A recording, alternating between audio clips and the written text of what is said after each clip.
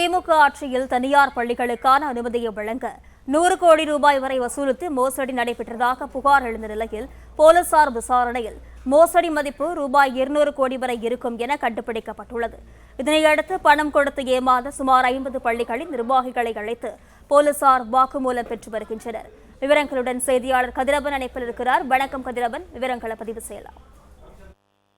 தனியார் பள்ளிகளுக்கு நிரந்தர அங்கீகாரம், தரம் உயர்வு, பிடிசிபி அங்கீகாரம் பெற்றுத் தருவதாக தமிழ்நாடு முழுவதும் 100 கோடி ரூபாய் வரை மோசடி செய்ததாக திமுக செய்தி தொடர்பு துணைத் தலைவர் PT அரசகுமார் கடந்த சனிக்கிழமை அன்று கைது செய்யப்பட்டார்.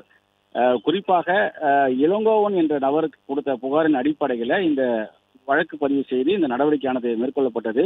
தமிழ்நாடு பிரைவேட் ஸ்கூல் அசோசியேஷன் என்ற பெயரில் பதிவு செய்யப்படாத போலியான ஒரு அசோசியேஷன் நடத்தி தமிழகம் முழுவதும் பள்ளிகளில் இருந்து இவர்கள் இந்த வசூல் வேட்டையை நடத்தி 100 கோடி ரூபாய் மோசடி செய்ததாக வழக்கு பதிவு செய்து கைது நடவடிக்கையானது மேற்கொள்ளப்பட்டது. இவர் திமுக பிரமுகரான PT அரசகுமாரிடம் விசாரணை செய்தும் அதே போல அவரது வீட்டுகளில் சோதனை செய்த போது அவர் வீட்டில் இருந்த ஆவணங்கள், வங்கி பரிவர்த்தனை அடிப்படையில் 100 கோடி வரை அவர்கள் அந்த டிரான்சாக்சன் செய்ததும் கண்டுபிடிக்கப்பட்டது. உடனடியாக காவல்துறையினர் இவர்களிடம் ஏமாந்த நபர்கள் காவல்துறையில் புகார் அளிக்கலாம் என்றும்